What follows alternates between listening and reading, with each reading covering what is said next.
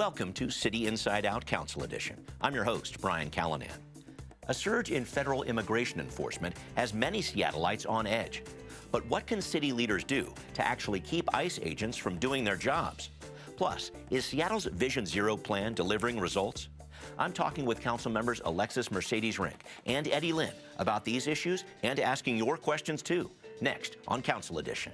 Comparing the different responses, it felt like there was some biased policing there, and that is just unacceptable. Voters spoke and sent a clear message that they want to see a more progressive vision for our city. All that and more coming up next on City Inside Out, Council Edition.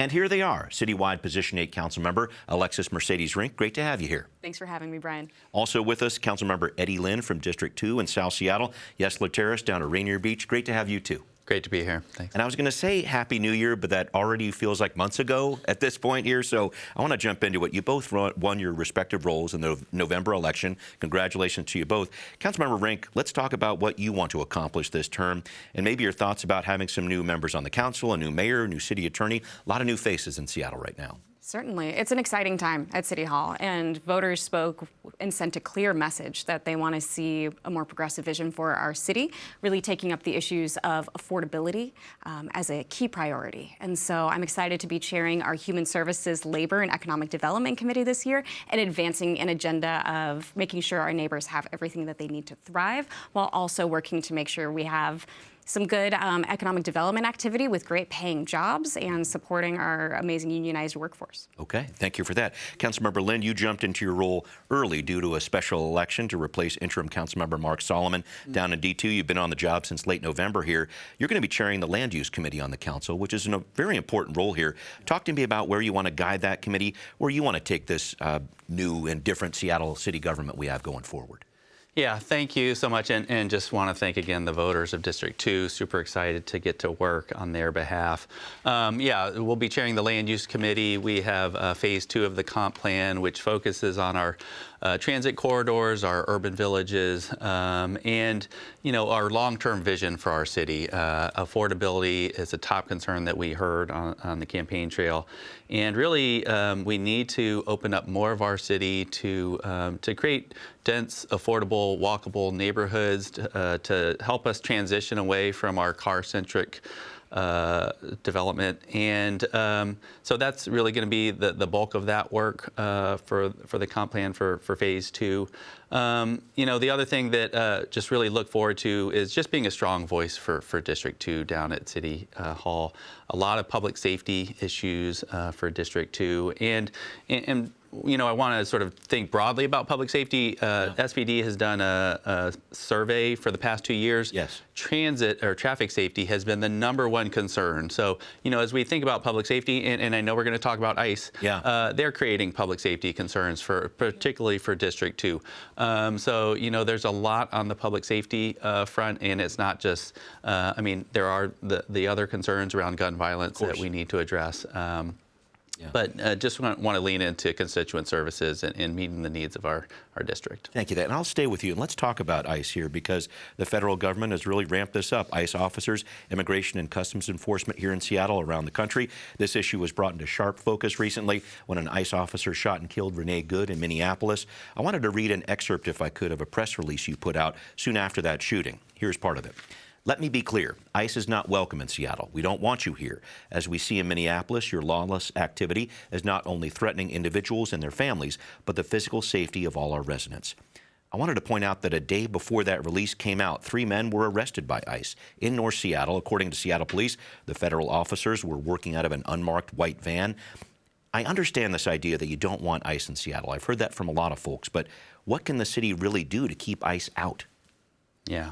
Well, first, I think we just have to acknowledge that we are in an unprecedented time here. And so there's not a lot of great historical, precedent that we get to look at, in terms of legal issues. These are novel, and, it's not typically the federal government that we have to worry about in terms of public safety. But here we are. I can see your attorney mind going right now, yeah. Yeah, and so, we see what is going on in Minnesota, and it is heartbreaking. They are taking 5-year-olds and using them as bait to then go after parents. They are entering homes without warrants, taking people out in their shirtless elders and detaining them in sub-zero degree temperatures. And so we have to do everything we can. The tools we have are not going to be, unfortunately, as strong as we would like. But we have to explore both our legal authority, our resources, and then we just really have to work with community. What we've seen in Minnesota is community standing up for their neighbors. We've seen labor unions calling for a general strike today, which shout out to them for organizing that.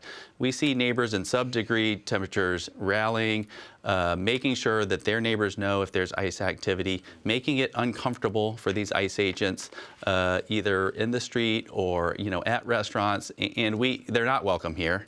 They are engaging in a reign of terror, and it is unacceptable.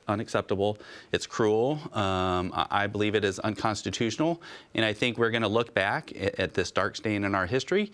And I hope that in the long term, we are able to prosecute these folks for the crimes they are committing on our communities. Thank you very much for that. Councilmember Rinck, I want to shift towards another concern here, the possibility of federal agents using Seattle's newly expanded network of security cameras for ICE. We had a viewer write this. Councilmembers Rinck and Lin have been opposed to adding the CCTV security camera expansion due to the current presidential administration. Can they elaborate on what they think the feds would do with city CCTV camera access that they don't currently do? It's just another question about how can Seattle actually stop access to this camera footage if the feds want it. I think federal authority really steps over a lot of city authority in this case. Right, and that's certainly the concern. And first and foremost, I want to commend just what Councilmember Lin just eloquently said about really the stakes that we're facing and how we need to, as public officials, local public officials, condemn in the strongest of terms what we are seeing and continue to really send a message to the public that this is entirely unacceptable, unconstitutional, and we cannot stand for it. And when it comes to the matter of surveillance, I was a vote against the expansion to the surveillance pilot. I spoke at length. I think I gave a 16-minute speech. Mm-hmm. Not today, please. Not today. We don't have the time today. Okay. But part of the reason is the matter that as we're collecting this information through CCTV cameras, it is able to be subpoenaed or warranted. The federal government can issue a subpoena at any time. So when we're talking about things like such as if there was a protest or a demonstration that was caught on camera, part of the proposed expansion, it goes to Capitol Hill, where we see a lot of protests. We know that the federal government is watching our city. They have put a target on blue cities around the country, and so at any time, they could try and issue a subpoena or a warrant for that footage, and we would legally have to turn it over. So the collection of it at face value presents a risk, given the way and the posture we've seen this federal government engage, which is why I've been a vocal advocate to say now is not the time to expand. In fact, I would like to see us pause on the entire pilot program right now, given that we haven't seen demonstrated results. Part of the underlying legislation requires actually an evaluation report to be produced on its efficacy of the program. We have not seen that report. So we have not seen research-backed evidence to demonstrate that this is making us safer. And as Councilmember Lin stated, right now the presence of federal agents is actually making us a lot less safer as we see ICE terrorizing our community. And if I can dive into this a little bit more for a second, when we speak about terrorizing our communities, our office for the past year has been fielding community concerns when we'll hear directly from residents saying, hey, I think there's ICE agents here. Yeah. And it's notable that just this week for Seattle Public Schools, 6 schools they went into lockdown, in Councilmember Lin's district. Yeah. On unverified ICE activity, but high enough concern that schools went into shelter in place. And just to add to this, we heard a lot of community concerns. People are on high alert, and we were able to debunk some of those calls that were made to us to say, actually, that's other law enforcement activity happening, whether it be from SPD, but I think it really speaks to the moment that our communities are on such high alert that any law enforcement activity showing up in their neighborhoods, the immediate instinct is, oh no, ICE is here, I need to call, I need to protect my community.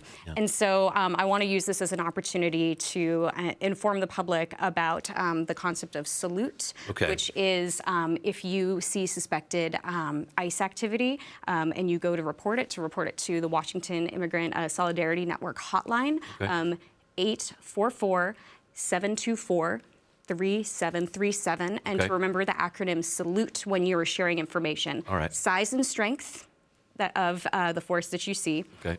A for activity, what are they doing? L meaning location. And being specific on cross streaks. Uniform, what are the uniforms that they're wearing?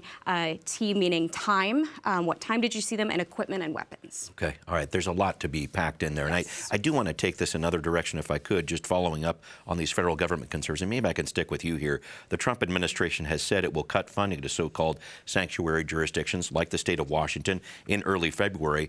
I know we've been talking about this a lot, but what impacts are you expecting that could have on Seattle's budget? I know you've had this select committee on federal administration and policy changes that was happening last year. Is that relaunching? What's going on? Yeah, absolutely. We called for the establishment of a dedicated council committee focused on federal policy changes because of all of these changes we were seeing on the federal front.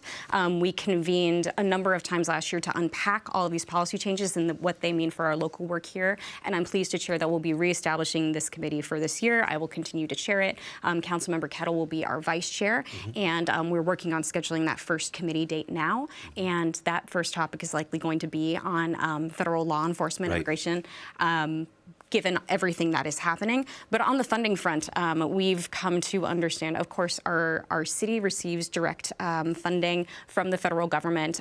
It's important to note that federal funding shows up across our community in a variety of different ways. There's pass-through from the county, pass-through from the state, and then a number of our organizations across the city have direct federal grants. So trying to assess all those impacts. To speak to the specificity for the city of Seattle, it's approximately $120 million. About half of that goes towards transportation projects. The rest of that goes towards key human services, senior services, nutrition programs, and so on.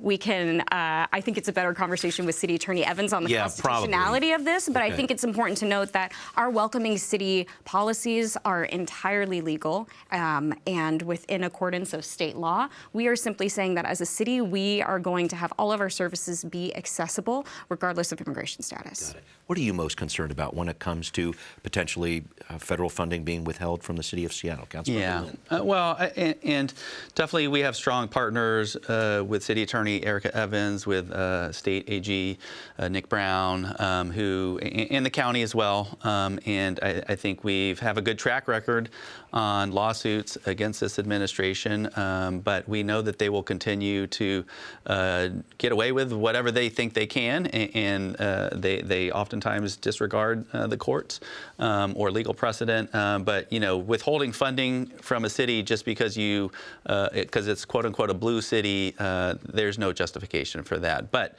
we know they're going to try. One thing, just super thankful for the SHIELD Act that voters approved last year that Councilmember Rinck sponsored. That's going to provide a ton of additional resources to help us. The change in the business and occupation. Correct. Yes. Yeah. But I think we're going to have to look at other progressive revenue sources because we see the needs of our community continue to grow. We see the cuts from, there was a huge basically tax giveaway to the wealthy last year from the feds, but they continue to cut, services to, Medicaid. Premiums are going up, although I know that there's still discussions at the federal level, but, our communities are being hurt by, medical costs, just the costs of living, utilities, groceries, housing, and we need to do everything we can locally to provide additional resources. And one last point, when it comes to things like ICE, District 2 has probably the largest concentration of immigrants, and, people are afraid to go to work, and that's that's a hardship for them, right? People are afraid to send their kids to school, which is impacting our schools. And so, we're going to have to do what we can to support our community, including we might need to do things like rental assistance. When COVID happened, and people couldn't go to work, we had to, deploy massive resources. Unfortunately, in this case, it's not a virus; it's the federal government that's causing this. But there's there are similar impacts. It's more certain communities more so than others, but we're going to need to support them through this turbulent time. Thank you. And I know we've seen a number of protests here in Seattle and around the country regarding federal policy, and how Seattle police respond to protests has really come under fire recently. There's some footage that was released from a May Day USA rally at Cal Anderson Park. There were counter-protests over transgender and LGBTQ rights that went with that. This happened over Memorial Day weekend. In the footage, a commanding officer said, among other things, "We're here to F people up now, and we're going in this time with guns blazing and all our pieces in place." Several people spoke out about this at a recent council meeting, including one man who said he was injured by SPD officers. Here's a clip. This was back in May, but I've still not been able to work full-time since this day. SPD brutalized folks, and we need to change. When people who represent a city go in with a goal to beat people, a stated goal of beating people, it shows that SPD anger will trample our First Amendment rights. Councilmember Lin, what message do you have for protesters and police in response to this video release?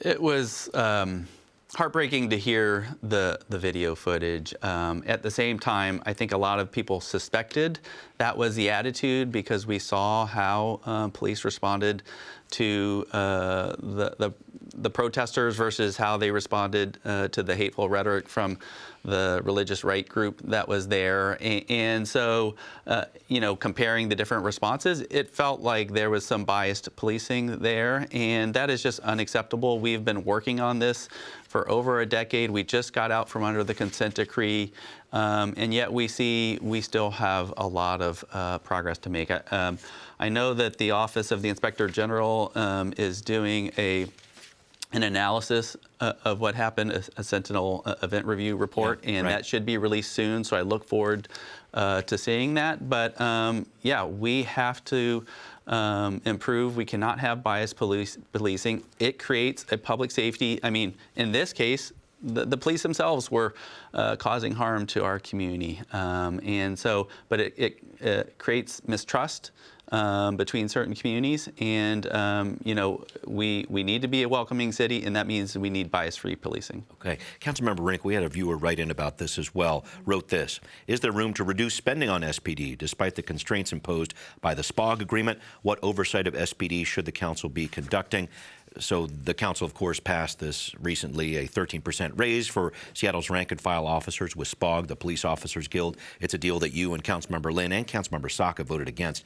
How would you answer Kyle's question here when it comes to funding and oversight for the Seattle Police? A lot wrapped in here. Oh, yeah. No, certainly appreciate the question. And just to go back even to, again, the body cam footage that came out and hearing the rhetoric from officers, I would note as the only council member who was there that day, I'm unfortunately not surprised to hear that because of the posture that I saw from a number of officers. It became immediately apparent to me that we needed to find some way for peaceful wind down as people were getting hurt. And after a second string of arrests, I was having direct conversations with the mayor's office and SPD sergeants to find a way to peacefully wind down. But also, our office has been firm in wanting to ensure that we have accountability.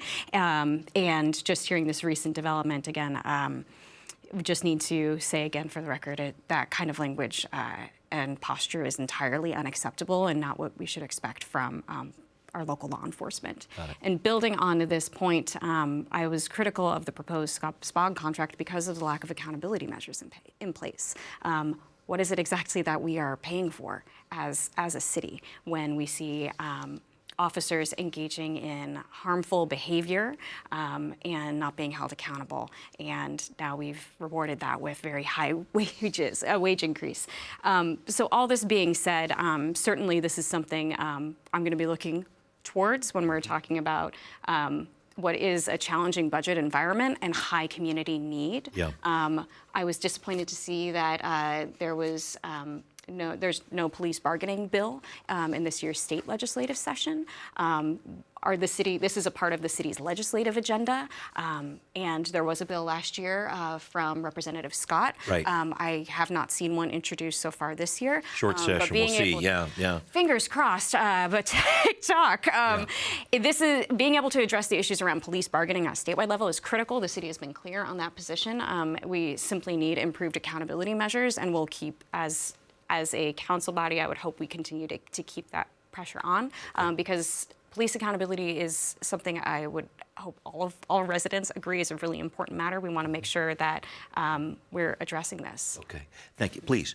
And I just want to add on one point. Absolutely, we need greater accountability. And I also I want to be cautious not to paint too broad a brush. We have a lot of officers that are doing good work, that are providing bias-free policing. And when we don't have accountability, it actually harms those officers that are doing the good work. And so I just want to make it clear that we can't say the entire police department, but when we don't have accountability, then it ends up a stain on the entire police department. And so that's why it's so critical that we lean into this work, that we have strong leadership from the chief to insist upon this. And we probably need at some point some help from our state partners to have changes to the bargaining laws. Thank you for bringing up that point. I want to pick up the pace ever so slightly here and talk about homelessness and the city's response to it. Recently, Mayor Wilson visited an unauthorized encampment in Ballard, put a pause on removing it. Part of her press release from mid-January says this: "We have spent too much time and too many resources on approaches that have not been successful at addressing our homelessness crisis. It's time for that to change." The mayor said sometimes clearing encampments is the best option in that press release. She didn't see that in this case in Ballard. And Councilmember Rinck, you are the council's Human Services Committee chair. Do you have any insight as to where the mayor might be going here, what the city might be doing when it comes to its homelessness response? Yeah, certainly. Well, I think with the mayor issuing an executive order, what was it, last week? Yes. With the mayor's issuance of an executive order on housing and homelessness, I think it's an encouraging sign that our new mayor wants to take the issue of homelessness very seriously. I'm looking forward to working with her and her office on how they set that vision, particularly as Human Services Chair and now being a governing committee member to KCRHA. We know Regional Homelessness Authority. Keep going. Thank you. I got in mind those acronyms. Yep. And I think we need to be clear that we know better approaches for resolving encampments, such as the State Right-of-Way Initiative, which focuses on resolution and actually getting people into housing. And so I hope that as we work with the mayor's office, we can really center approaches that we know work. The State Right-of-Way Encampment Resolution Program, after 2 years of review, 72% of folks have remained housed. That is a huge success and one that we should really consider scaling and dedicating local resources for. Currently, it's funded through a state grant, and so it really limits our work to just resolving encampments on state right-of-ways that happen to run through Seattle. Right. And so I would welcome a conversation with the mayor around focusing some of our local dollars towards using that approach in encampments throughout the city. But we need to keep an eye on, we need to focus on getting people housed and the support that they need, and really having a approach that also keeps in mind that we're in a challenging situation with federal dollars on the line. My office has been leading on work around the continuum of care funding. For homelessness, For homelessness. Right. And this is funding that currently houses about 4,500 households between Seattle and King County. Right. And so in the budget process last year, we put forward budget amendments and have essentially put together a contingency fund in case that federal funding falls through, which they're trying to. We're kind of in a court case, a legal fight over this. Sure. But we took that step because it is important that we keep folks housed and making sure that we're maintaining our permanent supportive housing that we do have in the midst of this while keeping our eye on we need to scale our resources and bring more folks inside is really important. Yeah, whole other show, I know on that one. Councilmember Lin, I have another can of worms to open with you here. It's a housing question. You're vice chair on that council committee. Here's what one viewer wrote in. Any plans to open public discussion/analysis of flawed, in this person's opinion, landlord-tenant laws that are a major barrier to small rental operators and causing chronic red ink for affordable housing providers who keep requesting more operational dollars? This is a note from an advocate for small landlords here, but this is a very delicate issue for a lot of housing providers out there. Do changes need to be made to our landlord-tenant laws in Seattle? What do you think? It is a delicate issue, and I did listen to your discussion with some of our housing providers recently. City Inside Out. Thanks for watching. City Inside Out, yeah. And you know, and partially what came up out of that discussion, which I heard about when I was working with the Office of Housing, is you know, during COVID there was a huge there was an eviction moratorium, and then the courts got backed up, and that had its own sort of impacts to our affordable housing providers, and so we are still sort of seeing kind of our court system getting working again. Okay. And so I think you know, we shouldn't be changing policy now based on sort of a temporary issue that came out of COVID. I do think there are updates that we probably should be making to our landlord-tenant legislation. Certainly happy to listen to affordable housing providers, to landlords. Certainly happy to listen to our tenants. And we need, if we're going to make changes, we should have a robust discussion with all the impacted parties. You know, certainly looking at things like junk fees, which are impacting a lot of tenants. Looking at things like the way tenants get billed for utility services. Okay. And so, yeah, we will be looking at landlord-tenant stuff. And again, we need to make sure that we're being thoughtful and that we're engaging with everybody, you know, not just landlords, but landlords and tenants who will be impacted. Thank you for that. I need to do the 1-minute version here if I can. I know I'm jamming in a huge topic, though, transportation. You're vice chair. You serve on the committee. Councilmember Lin, let's take it to your district if I could. Braden had this to say, wrote this in. Eddie, Councilmember Lin, frequently included Rainier safety as a plank on his campaign literature, and AMR, Councilmember Rinck, included it in her Better Bus Lanes campaign. Worth asking about. Thank you very much for that, Braden. Great to know you're on a first name and nickname basis with your constituents there. Some thoughts on what's next for safety on Rainier Avenue. I know this is important for you. Yeah, well, and I mentioned earlier, the #1 public safety concern, according to surveys, is transit safety or traffic safety. Yes. And Rainier is one of the most dangerous corridors in the city. District 2 faces the most significant traffic incidents. And, you know, we lost a life during December, a bicyclist that was on Beacon Ave. But we see, cars are dangerous, and humans are not perfect, right? And so we need to design our roads better. We also need to make it more feasible for people to find other ways to get around the city, because when there's just more and more cars on the street, there's going to be more and more dangerous accidents. In North Rainier, especially with the new light rail opening, the Judkin station right there, we have a ton of new housing development, families on that corridor. And it is extremely dangerous. We are working with, WashDOT is looking at some of the on-ramps and off-ramps of 90 and Rainier. And so we need to prioritize public safety, #1. Vision Zero has to be our top priority. And, you know, we need to prioritize things like bus lanes, pedestrian safety, bicyclist safety. I've got about 30 seconds. Some final thoughts on transportation, please. Oh, certainly. You know, as I believe the only member of council who doesn't own a car, I know I represent the 1 out of 5 Seattle households who are also car-free. Some by choice, some not. And so there's a reality where about 20% of our community relies on walking, biking, taking the bus, taking light rail. And so having a dedicated focus on this will be really important. This year, we'll be taking up renewal of the Seattle Transit Measure, which funds our bus service. And I'm really excited to work with my colleagues on how we can ensure we're really focusing those dollars on improving bus reliability and frequency, expanding access. This currently funds our Orca Lift program, so expanding access for our lower income neighbors. So a lot of discussions will be had in Transportation Committee this year on how we're delivering on exactly that, and again, working towards Vision Zero, which I certainly am in agreement with Councilmember Lin. We need to really focus on for the sake of safety on our streets. Thank you very much for that, Councilmember Rinck. Councilmember Lin, appreciate that. I'm Brian Callanan. See you next time on Council Edition.